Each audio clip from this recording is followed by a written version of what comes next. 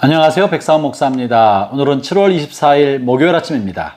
오늘도 신실한 마음으로 하나님의 말씀과 함께 하루를 살아가는 여러분 모두에게 좋으신 하나님의 크시는 종이 종일토록 함께 하시기를 바랍니다. 오늘 주신 하나님의 말씀은 요한계시록 16장 1절부터 11절까지의 말씀인데요. 오늘 본문에는 이제 세 세트의 하나님의 심판, 그 중에 마지막 세트에 해당하죠. 7개의 대접으로 인한 7대접의 심판이 기록되어 있습니다. 본문 1절은 이제 그 배경이 되는데요. 제가 읽어보겠습니다. 또 내가 들으니 성전에서 큰 음성이 나서 7천사에게 말하되 너희는 가서 하나님의 진노의 7대접을 땅에 쏟으라 하더라. 이제 7대접 재앙이 나타나게 될 거라는 예고를 하고 있고, 중요한 사실은 이것이 하나님의 성전으로부터 나오는 명령이라는 것을 언급해주고 있는 것입니다. 이 땅에 일어나는 자연에게 벌어지는 많은 재앙이 언급되어 있습니다. 또한 아울러 하나님을 거역했던 사람, 짐승에게 경배하고 짐승의 표를 받은 사람들에 관한 심판, 또 그런 이들에 관한 하나님의 준엄한 심판이 실려 있으며, 마지막 때 이 세상 나라로 예표되는 바벨론에 관한 준엄한 심판, 멸망에 이르게 하는 심판이 이제 이 7대접에 관한 재앙 속에 들어있는 것입니다. 이런 각각 재앙을 살펴보면서 우리는 하나님께서 사랑이신데 이 자연과 또 세상 사람들에 관하여 끔찍하고 두려운 심판을 내리시는 것이 합당한가 하는 의문이 들 때가 있습니다. 하나님께서 사랑으로 품어주지 않으시고 너무나 두렵고 끔찍한 재앙으로 그들을 죽이시거나 심판하시는 것이죠. 오늘 본문에도 첫 번째 천사가 첫 번째 대접을 쏟을 때 우상에게 경배하는 사람, 짐승의 표를 받은 사람은 악한 독종이 일어나서 괴롭힘을 당하게 된다고 언급되어 있습니다. 두 번째 천사의 재앙, 세 번째 천사의 대접의 재앙에는 바다와 강과 물이 근원이 피같이 변하여 마실 수 없게 되는 이런 자연에 내리는 재앙이 언급되어 있고요. 그리고 네 번째는 해가 뜨거워져서 그 해의 뜨거움으로 인하여 큰 더위로 많은 사람들이 불에 타서 죽게 되는 그런 재앙을 언급하고 있습니다. 이처럼 자연과 또 사람들이 겪는 끔찍한 자연재해, 이것이 어떻게 하나님께서 사람과 하나님이 주신 세상에 내린 일일까라고 생각하기 쉬운 거죠. 우리는 흔히 그래서 이와 같은 것들이 하나님의 사랑의 속성과 배치된다, 맞지 않는다라고 생각하는 분들이 계십니다. 우리가 하나님을 생각할 때 하나님은 사랑이시다, 하나님의 무한하고 무조건적인 사랑이 우리를 돌보시고 이끄신다라고 생각을 합니다. 그렇게 말을 합니다. 그것은 틀림없는 사실입니다. 그런데 그런 사랑과 다르게 하나님의 재앙과 심판을 보게 될 때에는 이것이 마음이 불편하게 만들고 하나님에 대한 의심과 불신을 야기시키는 그런 내용이 될 때가 있다는 거죠. 이것에 대해서 과연 이것이 사랑의 하나님의 합당한가에 관련되어서 오늘 본문에서 이 재앙을 내리고 있는 천사 하나가 하나님께서 인간과 자연에게 내리는 재앙에 관해 이렇게 말을 하는 바가 있습니다.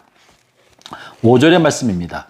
내가 들으니 물을 차지한 천사가 이르되 전에도 계셨고 지금도 계신 거룩한 이여 이렇게 심판하시니 의로우시도다. 물에 내리는 재앙을 보면서 물을 차지하고 있는 천사가 하나님이 이렇게 심판한 것이 옳습니다, 의로우십니다 라고 고백하고 있다는 사실입니다.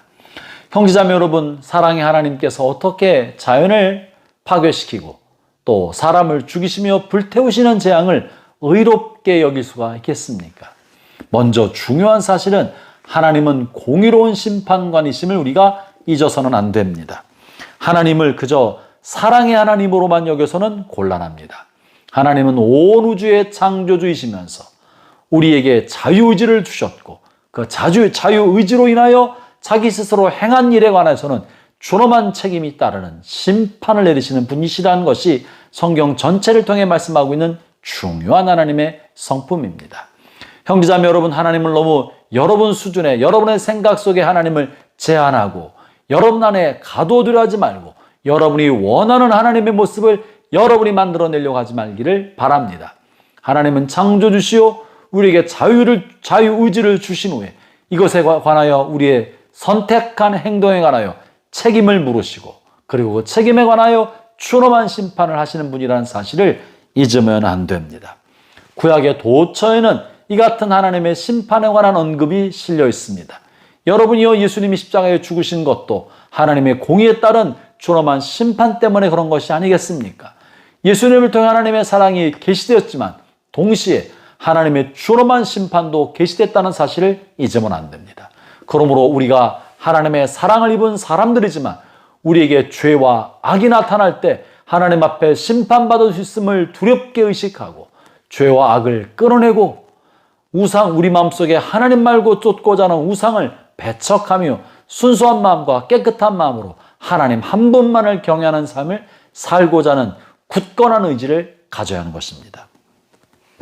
아울러 본문에서 이처럼 하나님의 존엄한 심판에 관해 옳고 합당하다고 말하는 중요한 근거가 있는데요. 그것이 바로 5절에 이어지는 6절입니다.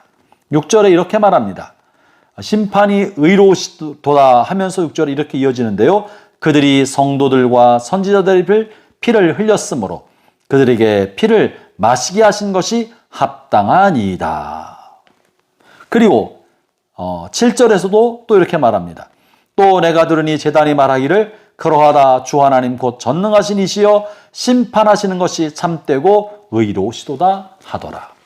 심판의 근거 중에 하나는 하나님의 백성들이 악인을 통하여 박해받고 핍박받고 피를 흘렸기 때문에 그들의 욕심과 타락한 본성 때문에 악인들의 이런 타락한 본성과 욕심으로 하나님의 백성 의로운 사람들이 박해받고 핍박받고 피를 흘렸기 때문에 이 피값으로 그들이 심판받는 것이 합당하다는 것입니다.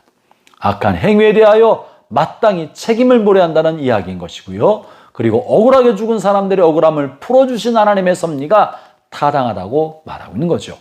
이것은 또 하나 아울러서 이 땅에 사는 동안에 정직하고 진실하며 순진한 삶을 살아가는 사람을 주변에서 거짓과 사기와 악한 괴계로 괴롭히고 그에게 손해를 끼치고 악을 행했을 때 하나님의 분노와 진노를 쌓고 그 하나님의 진노로 인하여 선한 사람에게 악을 행한 사람들에 관하여 하나님이 그들의 악을 갚아주시고 보응하시고 심판하신다는 말이 되는 것입니다. 그러므로 형제자매 여러분, 여러분이 선을 행하되 낙심하지 마십시오. 선한 열매가 이루어지지 않는다고 지치지 마십시오. 사람들이 여러분의 선한 것을 무시하고 여러분을 이용한다 할지라도 여러분의 선한 마음과 진정성을 놓지 마십시오. 여러분의 삶에는 보상이 있고 여러분에게 함부로 한 사람에게는 응당한 보응과 심판이 있다는 사실을 잊지 마십시오. 그러므로 하나님의 심판은 의로우신 것이고 그것이 하나님의 의라는 사실을 잊지 맙시다. 오늘을 살아간 동안에 심판하시는 두려운 하나님을 의식하며 죄를 멀리하고 선한 길을 따르며 우상을 쫓지 않고 하나님 한 분만을 따르는 삶을 살아가는 우리 모든 성도들 되시기를 바랍니다. 기도하겠습니다. 하나님 아버지, 하나님의 심판이 의롭고 합당합니다. 악인의 죄를 되돌려 보응하시고 악인의 악을 심판하신 하나님, 그 하나님의 심판은 옳습니다. 하나님의 두려운 심판을 의식하며 우리도 악으로부터 멀게 죄악으로부터 멀어져서 깨끗하고 진실한 삶을 살아갈 수 있게 주옵소서. 예수님 이름으로 기도합니다. 아멘.